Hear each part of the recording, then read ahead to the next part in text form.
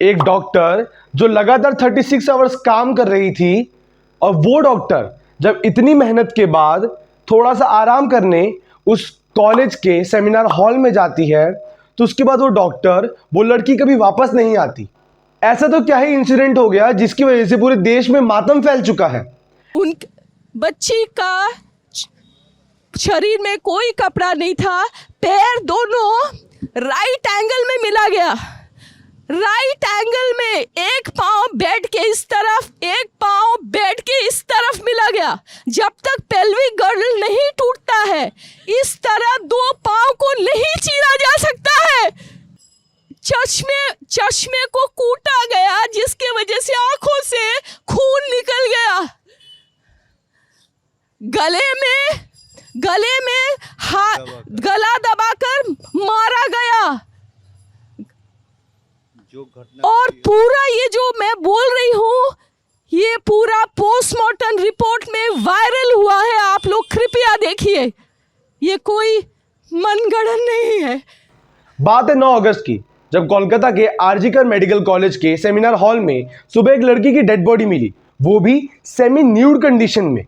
वो विक्टिम एक residential doctor थी। बैक टू बैक 36 आवर्स काम करने के बाद थोड़ा रेस्ट करने वो विक्टिम कॉलेज के सेमिनार हॉल में गई, जिसके बाद उनकी डेड बॉडी अगली सुबह मिली है। वो आरजीकर मेडिकल कॉलेज के चेस्ट मेडिसिन डिपार्टमेंट में काम करती थी और मेडिकल एंट्रेंस एग्जाम की एक अच्छी रैंक होल्डर थी।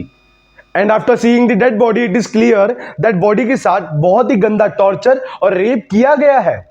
But the fact that disappoints the most is that torture की डिटेल्स को ब्यूरी करने की कोशिश की गई, सारे सबूतों को, सारे एविडेंसेस को छिपाने की कोशिश की गई।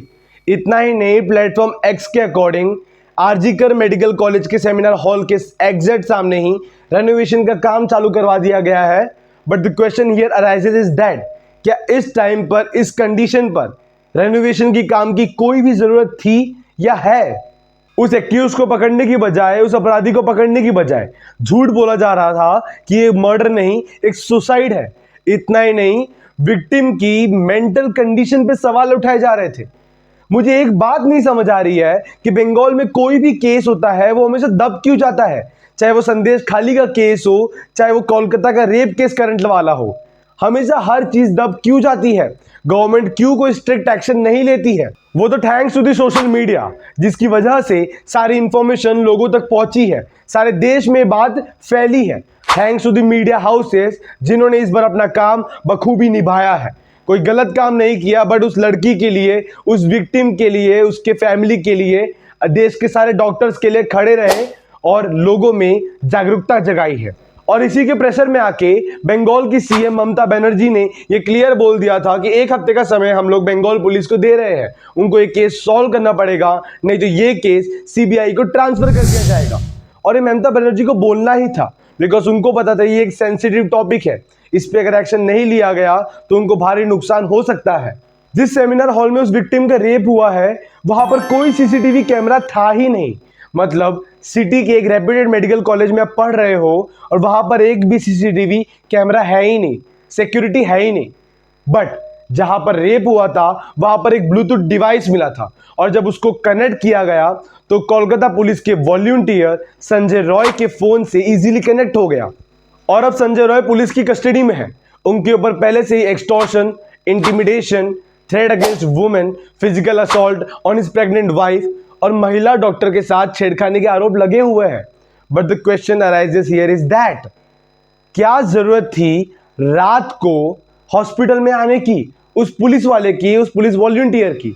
और चलिए मान लीजिए आ भी गया कोई काम से, बट पुलिस डिपार्टमेंट से कोई भी इंसान हो, उसको हम लोग अपना रक्षक समझते हैं, अपना सेवियर समझते हैं। बट इस केस में तो रक्षक ही बन गया भक्षक। अब लड़कियां ट्रस्ट किस पे करेंगी? अगर पुलिस पे ही ट्रस्ट नहीं कर पाएंगी तो किस इंसान पे ट्रस्ट कर सकती है हमारी देश की बेटियां? इस इंसिडेंट के बाद आरजीकर मेडिकल कॉलेज के प्रिंसिपल ने अपना रेजिग्नेशन दिया और बोला वो विक्टिम मेरी बेटी जैसी थी, और जहां पर मेरी बेटी के साथ ऐसा व्यवहार हो वहां पर मैं प्रिंसिपल नहीं रहना चाहता। चलिए अच्छी बात है, पर कुछ ही घंटों के बाद उस बंदे को, उस इंसान को दूसरे मेडिकल कॉलेज में प्रिंसिपल की पोस्ट मिल गई। मैं इस वीडियो को 16 अगस्त को शूट कर रहा हूं, मतलब हमारे देश के इंडिपेंडेंस डे के ठीक अगले दिन। बट मुझे एक क्वेश्चन पूछना है कि हमें आज़ादी तो मिल गई, हमारे देश को आज़ादी तो मिल गई, पर क्या हमारे देश की बेटियों को आज़ादी मिली है? हमारे देश की लड़कियों को आज़ादी मिली है? ये थिंकिंग से, जो सोसाइटी की चीप थिंकिंग है, उससे आज़ादी मिली है कि नहीं मिली अभी तक?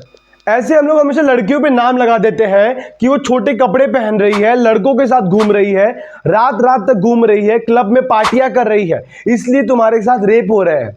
बट इधर क्या हुआ? इधर तो वो लड़की अपने हॉस्पिटल में थी जहां पर वो सबसे ज्यादा सेफ फील करती थी। बचपन से वो लड़की जिसके लिए मेहनत कर रही थी कि मुझे डॉक्टर बनना है, मैंने नीट की एग्जाम क्लियर की, मैंने मेडिकल एंट्रेंस एग्जाम क्लियर की, अच्छे रैंक से क्लियर की, एक मेडिकल कॉलेज में एडमिशन मिला मुझे जहां पे मैं सेफ फील करती हूँ, वहां पे आज मेरा रेप हो गया।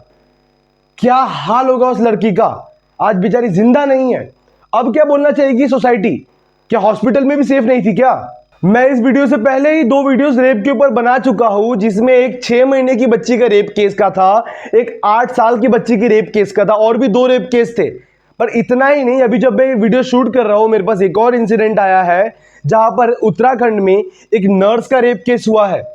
30 जुलाई से वो गायब थी और 8 अगस्त को ही उस नर्स की डेड बॉडी मिली है, और ये बात प्रूफ हुई है कि उसका भी रेप हुआ है। इतना ही नहीं, ये जो कोलकाता का रेप केस था, इसमें ये हर चीज प्रूफ हुई है कि उनको बहुत सारी चोटें लगी थी। आंख पे चोट लगी थी, लेफ्ट लेग पे चोट लगी थी, बेली पे चोट लगी थी, नाखून पर चोट लगी थी, मुंह से खून निकल रहा था। पूरी लिस्ट है। और भी बहुत सारे रेप केस इसके बीच में हो चुके हैं, बट अब मेरे पास इतनी पावर नहीं है कि मैं अब रेप की और बात करूं। हमारे देश की इतनी खराब हालत हो चुकी है। पर लिटरली इन सबसे हमें फर्क क्या पड़ रहा है? सब लोग आज सोशल मीडिया पे स्टोरीज रख रहे हैं, justice for that girl, justice for doctors, but seriously क्या ये आगे तक जाएगा? बिल्कुल नहीं जाएगा। 4 दिन तक ये बात फैलेगी, 1 हफ्ते तक ये बात रहेगी कि जस्टिस जस्टिस जस्टिस। आज पूरा डॉक्टर समाज रोड पे आ चुका है, चाहे लखनऊ में हो, चाहे दिल्ली में हो, चाहे कोलकाता में हो, सब लोग आ चुके हैं। बट क्या जस्टिस मिल पाएगी? ये जो पॉलिटिशियंस, ये जो पावरफुल लोग होते हैं, हर चीज को दबा देते हैं। और चलिए मान लीजिए जस्टिस मिल भी गई, तो जो क्या श्योरिटी है कि आगे केस होगा कि नहीं होगा, आगे रेप नहीं होंगे? बिल्कुल श्योरिटी नहीं है, वो भी इंडिया जैसी कंट्री में। क्या कर रही है गवर्नमेंट? मेरा मेन मोटिव इस वीडियो के बनाने के पीछे का ये था कि हर इंसान तक ये न्यूज पहुंचे, उस लड़की को जस्टिस मिले, उस डॉक्टर को जस्टिस मिले। उसने जिंदगी भर इतनी पढ़ाई इस रेप के लिए नहीं की थी। रात रात भर मेहनत करना, रात रात भर जागना, एंट्रेंस की तैयारी करना, एक डॉक्टर बनने का सपना सपना ही रह गया। तो मेरी ये रिक्वेस्ट है, प्लीज जितना हो सके इस वीडियो को शेयर कीजिए अपने दोस्तों के साथ, अपने फैमिली मेंबर्स के साथ, ताकि इस केस के बारे में सबको पता चले। और इससे पहले की जो 2 रेप केस की वीडियो है वो भी मैं डिस्क्रिप्शन में लिंक दे दूंगा, वो भी देख सकते हैं, जिसमें मैंने टोटल 4 केसेस के बारे में बात की है। 2 वीडियो से, एक वीडियो में 2 केस के बारे में बात की है। तो जितना हो सके वीडियो को शेयर करना, मेरे चैनल को सब्सक्राइब करना और बेल आइकन को जरूर प्रेस कर देना। तब तक के लिए जय हिंद, जय भारत, वंदे मातरम।